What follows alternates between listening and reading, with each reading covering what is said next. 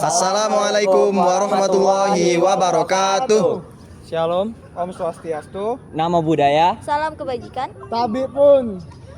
Kami dari kelompok 11 RBL Fisika TPB 32 ingin mempresentasikan hasil kerja kami tentang penerapan hukum Faraday dan hukum Lenz pada senter kocok.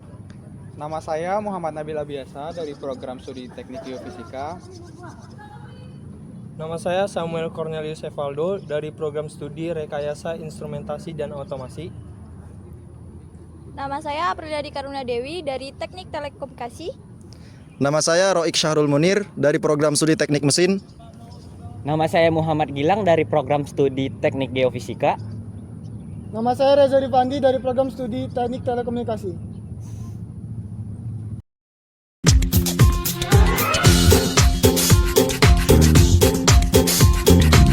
Говорят, что если кто-нибудь икает, это значит, что его кто-то вспоминает. Если это в самом деле так, то прошу меня не вспоминать никак. Что такое каждый миг, только эк, и откуда он возник, этот и откуда он возник. Definisi senter kocok. Senter kocok adalah salah satu materi yang menarik dalam fisika, karena senter kocok menerapkan beberapa prinsip kerja seperti hukum Faraday, hukum Lenz, GGL induksi, elektromagnet, dan memanfaatkan prinsip konversi energi kinetik menjadi energi listrik.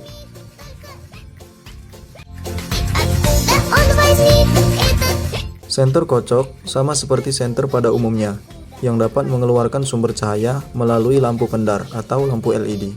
Tetapi, senter kocok memiliki perbedaan dengan senter biasa, seperti cara menghidupkan senter kocok, dengan cara dikocok sesuai dengan namanya, yaitu senter kocok. Selain itu, pada senter umumnya, sumber energi berasal dari baterai, dengan arus listrik dari baterai ke bohlam kecil, sedangkan senter kocok, sumber energi berasal dari sistem yang memanfaatkan perubahan fluks magnetik, yang menghasilkan GGL induksi yang dapat disimpan dalam suatu komponen penyimpanan listrik. Hukum Faraday, gaya gerak listrik induksi yang timbul antara ujung-ujung suatu loop penghantar berbanding lurus dengan laju perubahan fluks magnetik yang dilingkupi oleh loop penghantar tersebut.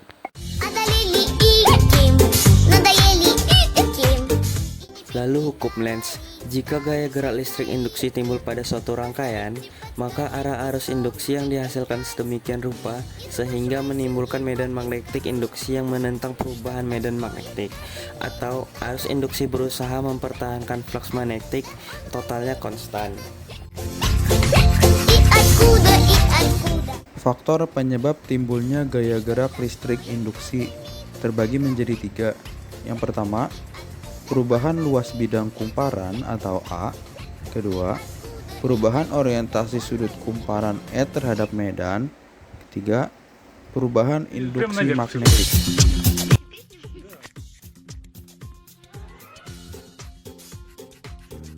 Induksi sangat bergantung pada waktu, yaitu semakin besar.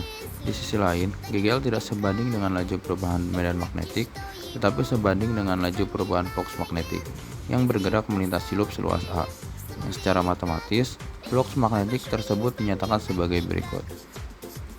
Flux magnetik sama dengan B dikali A dikali cos theta.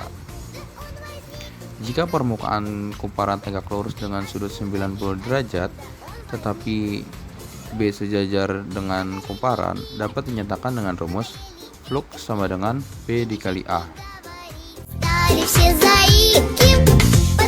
Induksi magnetik pada sumbu solenoida didefinisikan sebagai sebuah kumparan dari kawat yang diameternya sangat kecil dibanding panjangnya.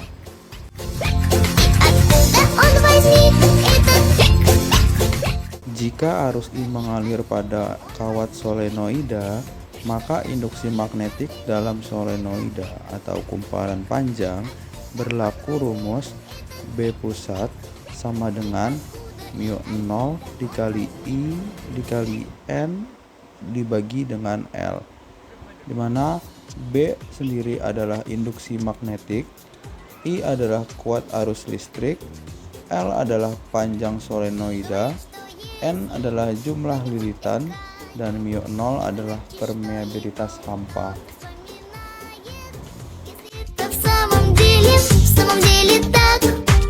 То прошу меня. Persamaan sebelumnya digunakan untuk menentukan induksi magnetik di tengah solenoida. Sementara itu, untuk mengetahui induksi magnetik di ujung solenoida dapat diketahui dengan persamaan sebagai berikut. B sama dengan 1/2 dikali dengan B pusat. Sama saja dengan μ0 dikali I dikali N dibagi dengan 2L. Yang mana B sebagai induksi magnetik, I sebagai kuat arus listrik, L sebagai panjang solenoida, N sebagai jumlah lilitan, dan μ0 sebagai permeabilitas hampa. Откуда он возник? Что такое? Selanjutnya adalah bagian alat dan bahan. Alat dan bahan yang digunakan untuk membuat senter kocok ini yaitu ada magnet, kawat tembaga, lampu, pipa paralon, amplas, selotip, dan gunting. Pembuatan senter kocok. Pertama-tama kita akan mengamplas pipanya, bisa menggunakan amplas halus ataupun amplas kasar. Yang penting pipanya bisa lebih tipis.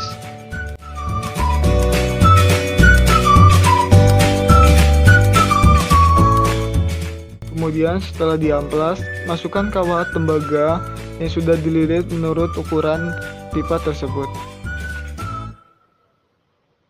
Kencangkan kembali kawat agar benar-benar menempel pada pipa.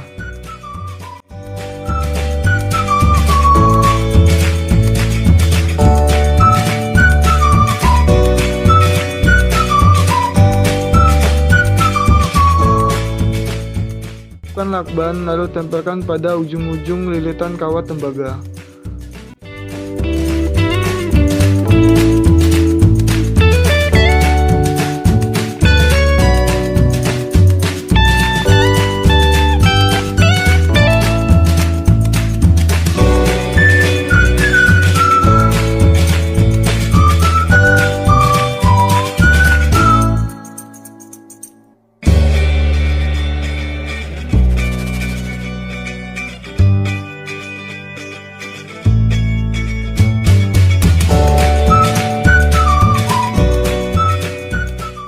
Lampu yang sudah disiapkan, lalu kaitkan pada ujung-ujung kawat tembaga.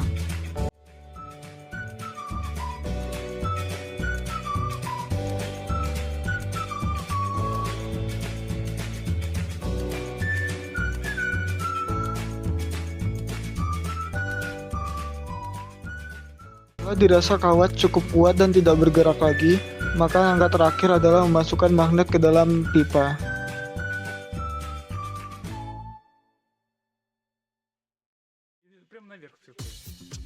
Untuk cara kerjanya, senter kocok ini memakai prinsip GGL induksi yang salah satu syarat terjadinya perubahan fluks.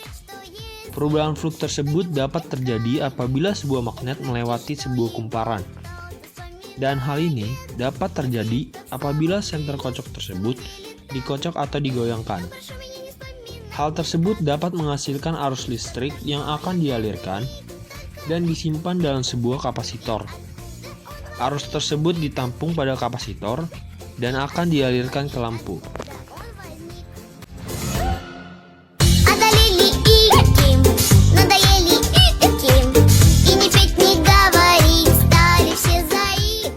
Cara kerja senter ini yaitu masukkan magnet ke dalam pipanya, lalu tinggal dikocok.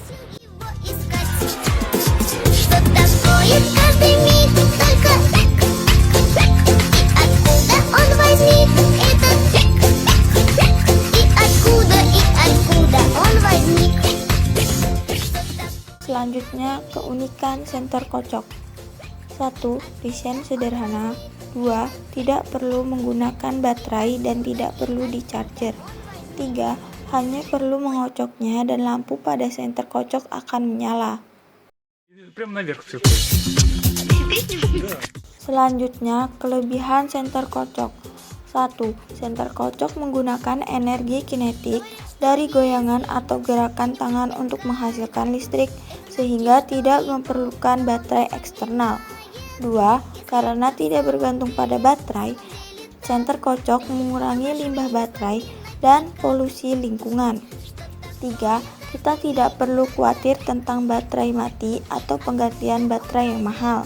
4. Dengan senter kocok, kita tidak perlu khawatir senter tiba-tiba mati karena baterai lemah atau rusak.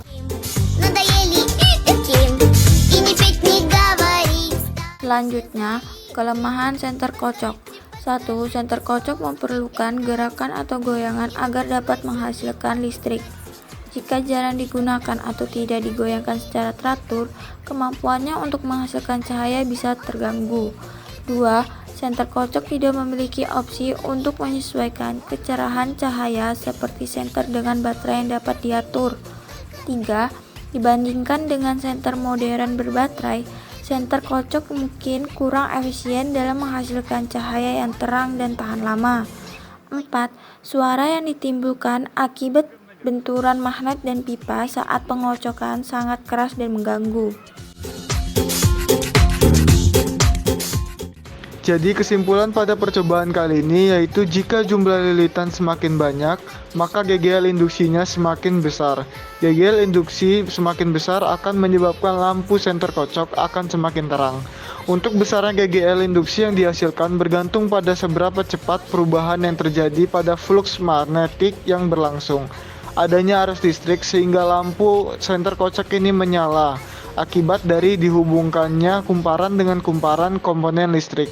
Dengan menggunakan magnet dan kumparan ini akan menghasilkan aliran listrik. Не говорить, стали все заики. Подскажите, Lalu ada saran pengembangan. Dengan menggunakan konsep pada senter kocok, tentunya banyak yang bisa dikembangkan, yaitu efisiensi peningkatan penggunaan senter.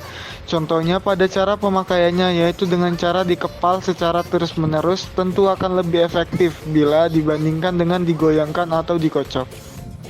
Sekian video penjelasan dari kami. Terima kasih sudah menonton. Wassalamualaikum warahmatullahi wabarakatuh. Jangan lupa like, komen, dan subscribe dan share juga ke teman-teman kalian.